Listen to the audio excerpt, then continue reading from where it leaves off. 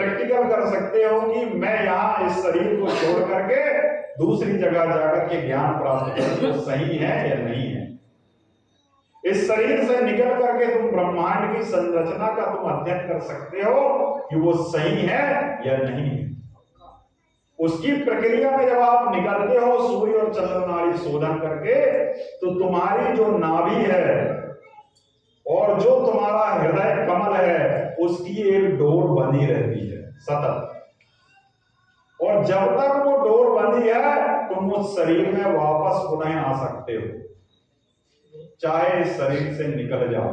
परंतु इस शरीर में ना सड़न होगी, ना पुट्रिफिकेशन होगा, ना किसी तरह की बदबू आएगी, क्योंकि तुमने सूर्य और चंद्र योग को सिद्ध कर लिया। इस तरह से जब दोनों नाड़ी का तुम शोधन कर लेते हो तो इसका एक गुण और भी बताओ। आप महिला हो, आप पुरुष हो, इसका कारण क्या है? इसका केवल एक कारण है कि जिनकी सूर्य नाड़ी ज्यादा जागृत रही उनको पुरुष जन्म मिला, और जिनकी चंद्र नाड़ी ज्यादा जागृत रही उनको स्त्री जन्म मिला। ये बहुत बड़ा भेद तुमने आज जाना कि स्त्री और पुरुष का भेद कहां से आया। तो केवल शारीरिक भेद नहीं है, ये आध्यात्मिक भेद है वास्तव में। ये अब जब तुम गर्भ धारण तुमने किया, तुम किस दिशा में सोए? तुम दाहिनी करवट सोए या बाएं करवट सोए? तुम्हारे अंदर सूर्य नाड़ी ज्यादा चली या चंद्र चली, इसका लेखा जोखा उसके पास रहता। इसलिए हम बार बार आपको से कहते हैं कि जब आप गर्भावस्था के पहले माह में ही हो, राम का ध्यान करो। मैं आपको एक गंभीर रहस्य भी समझाता हूं। तुम दुखी क्यों हो? कोई अपने बच्चों से दुखी है, कोई उसके कर्मों से दुखी है, तो उसका केवल एक कारण हो, और वो तुम और केवल तुम। तुमने अपने सारी ऊर्जा को रूपांतरण करने के लिए, दूसरों को बदलने के लिए अपनी ऊर्जा खर्च कर डाली, जबकि उस ऊर्जा का मौन रहकर के यदि तुम रूपांतरण कर दे तो तुम अपने अंदर सब कुछ बदल डालते और उससे पूरी प्रकृति बदल जाती। अब वो कैसे? कि जब तुमने सारी ऊर्जा खर्च कर दी दूसरों को बदलने में, तो तुम कभी अपने जीवन में शांत नहीं रह पाओ, क्योंकि वो कहते हैं होई है वही जो राम रचि राखा, होई कर तरक बढ़ावन शाखा। तुम उसके किए पर विघ्न डाल रहे हो तो तुम तुम्हारे जीवन में शांति नहीं रह सकती। अब रहस्य समझ लो कि जब तुम उस समय गर्भकाल में थे, तो तुमने यदि राम का स्मरण सतत करा है, तो तुम्हारे अंदर एक ऊर्जा विकसित होती है, और वो ऊर्जा किसी बुरी आत्मा को तुम्हारे शरीर के अंदर प्रवेश नहीं करने देती, जो बच्चे के रूप में आने वाला है। तुमने उस समय जो ध्यान किया, तुमने जो भगवान का स्मरण किया, तो केवल दिव्य आत्मा ही आएगी, क्योंकि अंदर इतनी ऊर्जा का प्रादुर्भाव होता है कि वहां कोई बुरी आत्मा आ ही नहीं सकती। और यदि बुरी आत्मा का प्रवेश हो गया, जब वो जन्म लेगी और जब वो बड़ी होगी, तो देखना पल पल दुख देने का एक कारण बनेगी। इतना ही रहस्य है। इसलिए जीवन को सही दिशा में मोड़ दो। भगवान कहते हैं मैं विद्या भी देता हूं और अविद्या भी देता हूं। विद्या का अर्थ है कि मेरी शरणागति, और अविद्या का अर्थ है कि भोग की तरफ मैं तुमको मोड़। यही परम सत्य है। कितना संघर्षमय जीवन है तुम्हारा, उसको सही दिशा दो। सब कुछ तुम मालिक हो, तुम इस सृष्टि के, क्योंकि तुम्हारे अंदर पीछे के 7 चक्र क्रिया योग में जो जागृत होते हैं, वही तुमको शक्ति प्रदान करते हैं। हर 7 चक्र का दरवाजा होता है, परंतु उस दरवाजा को खोलने के लिए तुमको उसका उपाय भी तो आना चाहिए। देखो, राक्षस भगवान को बहुत जल्दी प्राप्त कर लेते हैं। क्यों? क्योंकि वो क्रिया योग में चलते हैं। और तुम भगवान को प्राप्त नहीं कर पाते, ऋषि मुनि भी नहीं कर पाते। क्यों?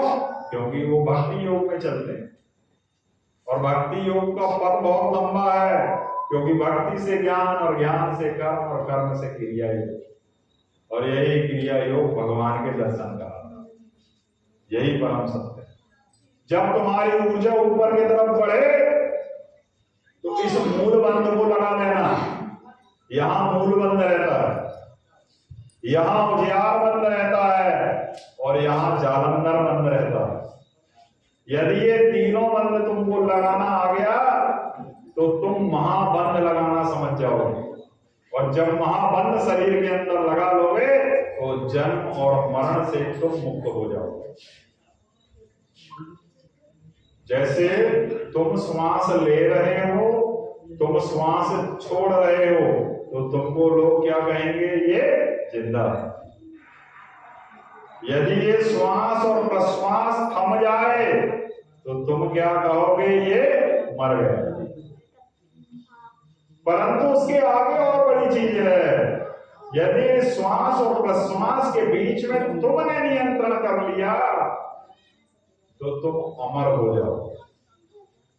क्योंकि ये श्वास और प्रश्वास से जो तुम नियंत्रित अपने आप को कर रहे हो, उसमें तुम जिंदा और मरे की अनुभूति करोगे। परंतु दोनों के बीच में जब नियंत्रण हो जाए, अर्थात शून्य आ जाए, जब तुम ध्यान में बैठते हो तो होता क्या है? गौर करना। तुम आंख बंद करते हो, अंधेरा दिखता है, मन चंचल है, भटकते रहता है, सारे ख्याल आते रहते हैं। वो कहते हैं कि तू इस अंधेरे में मत जा, बाहर जा, बाहर की दुनिया से मिल जुल, उसमें उलझ जा, तेरा समय बीत जाएगा। परंतु यदि ध्यान में बैठ करके सही जाओगे तो अंदर गहराई में जाने लगोगे, जहां 7 दरवाजे हैं। और जब वो 7 दरवाजे खुलते हैं तो तुमको तभी भगवान के दर्शन होते हैं। बहुत बड़ा ज्ञान है, परंतु वो इतने आसानी से नहीं मिलता। समय समय पर अपने जीवन को नियंत्रित करो, कर्मों को सदगति दो, तब जाकर के क्रिया योग जागृत होगा। और ये श्वास प्रश्वास का नियंत्रण कर लो तो तुम मृत्यु और जन्म के मालिक हो जाओगे। फिर मैं अंतिम बात एक बार और कहूंगा, समय आपका ज्यादा हो रहा है। राम भगति रथ उर नर नारी, राम भगति रथ उर नर नारी, सकल परम गति के अधिकारी। सतत यदि राम का ध्यान तुमने किया है तो तुमको परम गति, परम तत्व की प्राप्ति अवश्य होगी। राम का ध्यान करें, स्मरण करें, 3 बार गहरी सांस खींचें और छोड़ दें।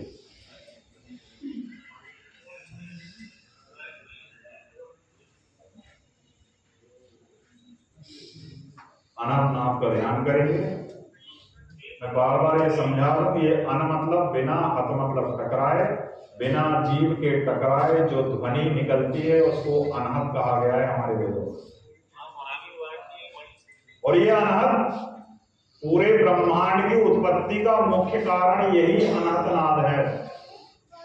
और जब तक ये तुम्हारे शरीर में चल रहा